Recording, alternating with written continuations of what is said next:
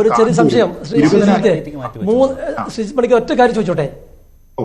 അല്ല, നിങ്ങൾ ഇങ്ങനെ ഒരു കാര്യം, അതായത് ഗവൺമെന്റ് 3 ദിവസത്തെ എല്ലാ പരിപാടികളും മാറ്റിവെച്ചല്ലോ രാജ്യത്ത്.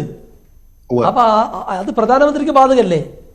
അതെ, സെലിബ്രേറ്ററി ഇവന്റ്സ്, അതാണ് ഗവൺമെന്റിന്റെ സെലിബ്രേറ്ററി ഇവന്റ്സ് എല്ലാം മാറ്റിവെച്ചു. അന്ന് കാൺപൂരിൽ 20,000 കോടി രൂപയുടെ വികസന പദ്ധതികൾ പ്രഖ്യാപിക്കേണ്ടുന്ന ഒരു പരിപാടി പ്രധാനമന്ത്രിക്ക് ഉണ്ടായിരുന്നു. അത് ക്യാൻസൽ ചെയ്തേ, അത് ക്യാൻസൽ ചെയ്തു. അപ്പൊ അതിനുശേഷമുള്ള അതല്ലാത്ത അദ്ദേഹം വിളിച്ച സർവകക്ഷി യോഗത്തിൽ അദ്ദേഹം പങ്കെടുത്തില്ലല്ലോ. സർവകക്ഷി യോഗത്തിൽ അദ്ദേഹം, അത് ഇന്നലെ ഞാനൊരു ചർച്ചയിൽ പറഞ്ഞതാണ്, വേണമെങ്കിൽ ഒറ്റ മിനിറ്റിൽ ആവർത്തിക്കാം. സർവകക്ഷി യോഗം വിളിച്ചിരിക്കുന്നത് പ്രധാനമന്ത്രിയുടെ ഓഫീസ് ആയിരുന്നില്ല, സർവകക്ഷി യോഗം വിളിച്ചിരുന്നത് പ്രതിരോധ മന്ത്രാലയമാണ്. അതുകൊണ്ട് തന്നെ അമിത്ഷാ കൂടി ആ യോഗത്തിൽ പങ്കെടുത്തിരുന്നെങ്കിൽ ചോദ്യം മാത്രമേ ഉള്ളൂ, ചോദ്യം മാത്രമേ ഉള്ളൂ, മറുപടി ഷാക്കിറിന് മറുപടി വേണ്ട. ഷാക്കിർ, ഞാൻ മറുപടി പറയട്ടെ. ഷാക്കിർ നമ്മുടെ മിനിസ്ട്രിയിലെ 1ാമൻ പ്രധാനമന്ത്രിയും 2ാമൻ ആഭ്യന്തരമന്ത്രിയുമാണ്. താങ്കൾക്ക് ആ കാര്യത്തിൽ സംശയമില്ല. അവിടെ പ്രധാനമന്ത്രിയുടെ കാര്യാലയം ആയിരുന്നില്ല സർവകക്ഷി യോഗം വിളിച്ചത്, അത് ഡിഫൻസ് ആണ് വിളിച്ചത്, മിനിസ്ട്രി ഓഫ് ഡിഫൻസ് ആണ്. അതുകൊണ്ട് തന്നെ അമിത്ഷാ, അതായത് നമ്മുടെ ക്യാബിനറ്റിലെ 2ാമൻ ഉണ്ടായിരുന്നിട്ട് പോലും ആ മീറ്റിംഗിന്റെ ചെയർ ചെയ്തിരിക്കുന്നത് രാജ്നാഥ് സിംഗ് ആണ്. കാരണം അതാണ് പ്രോട്ടോകോൾ, അദ്ദേഹമാണ് വിളിച്ചിരിക്കുന്നത്, അദ്ദേഹത്തിന്റെ മീറ്റിംഗ് ആണ്. പ്രധാനമന്ത്രി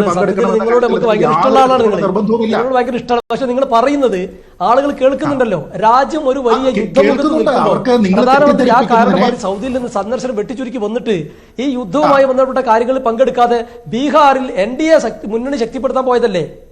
NDA മുന്നണി ശക്തിപ്പെടുത്തലല്ല, പഞ്ചായത്ത് രാജ് പരിപാടി എന്ന് പറയുന്നത് NDA മുന്നണി ശക്തിപ്പെടുത്തലാണെന്ന് താങ്കൾ തെറ്റിദ്ധരിക്കുകയാണ്. നോക്കൂ, ഇവിടെയാണ് പ്രശ്നം. ഷാക്കിർ, അത് രാജ്യം യുദ്ധം നേരിടുന്ന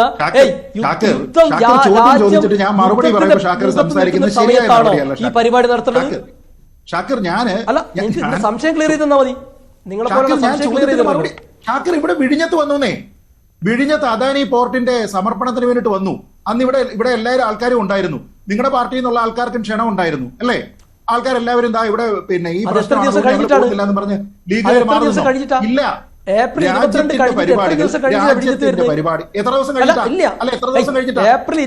കഴിഞ്ഞിട്ട് പിഴിഞ്ഞത്ത് എത്ര ദിവസം കഴിഞ്ഞിട്ടാണ്?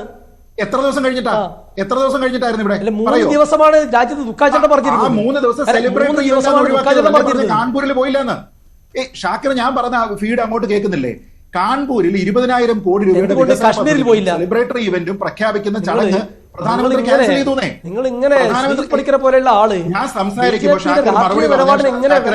അടുത്ത ചർച്ചയിൽ ഷാക്കിർ സംസാരിക്കുന്ന സമയത്ത് ഞാനും അലമ്പണ്ടി വരും. അതല്ല നമ്മൾ ഉദ്ദേശിക്കുന്നത്. ഷാക്കിർ ചോദിച്ചു, കാൺപൂരിലെ പരിപാടി സെലിബ്രേറ്ററി ഇവന്റ് ആയിരുന്നു, അത് ക്യാൻസൽ ചെയ്തു.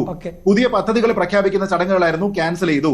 പഞ്ചായത്തി രാജ് ഡേ കമ്മമറേഷൻ എന്ന് പറയുന്നത് സർക്കാരിനെ സംബന്ധിച്ചിടത്തോളം പ്രധാനപ്പെട്ട സർക്കാരിന്റെ ഒരു പരിപാടി ആയതുകൊണ്ട് അതിന് ക്യാൻസലേഷൻ ഇല്ല, കാരണം അതൊരു സെലിബ്രേറ്ററി ഇവന്റ് അല്ല. ഇനി ഷാക്കിർ ചോദിച്ച മറ്റു ചോദ്യങ്ങൾ: ഒന്ന്, പ്രതികളെ പിടിച്ചിട്ടുണ്ടോ? പ്രതികളെ പിടിച്ചിട്ടില്ല. ശശി തരൂർ തന്നെ പറഞ്ഞതുപോലെ ആ പ്രതികളെ പിടിക്കാനായിട്ട് ഒരുപക്ഷെ മാസങ്ങളോ വർഷങ്ങളോ വേണ്ടി വന്നേക്കാം. 1993 മുംബൈ ബ്ലാസ്റ്റിനെ പറ്റി ഷാക്കിറിന് അറിയാമല്ലോ. അതിന്റെ മാസ്റ്റർ മൈൻഡ് ആയിട്ട് അന്ന് മുതൽ സർക്കാരുകൾ പറയുന്നത് ആരെക്കുറിച്ചാണ്? ദാവൂദ് ഇബ്രാഹിമിനെ കുറിച്ചാണ്. അതിനുശേഷം എത്രയോ കാലമായിട്ട് വിവിധ രാഷ്ട്രീയ പാർട്ടികൾ, കോൺഗ്രസ് തന്നെ അതിനുശേഷം എത്ര കാലം ഭരിച്ചു, എന്നിട്ട് ദാവൂദ് ഇബ്രാഹിമിനെ നമ്മൾ പിടിച്ചോ?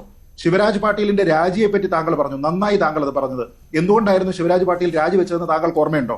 അന്ന് മുംബൈയിലെ ഭീകരാക്രമണം മാത്രമല്ല ഉണ്ടായത്, ഡൽഹി, അഹമ്മദാബാദ്, ജയ്പൂര്, ബാംഗ്ലൂര്, ഹൈദരാബാദ്, ഇത്രയും സ്ഥലങ്ങളിൽ 2 വർഷത്തിനിടെ നിരവധിയായിട്ടുള്ള തീവ്രവാദി ആക്രമണങ്ങൾ ഉണ്ടായി.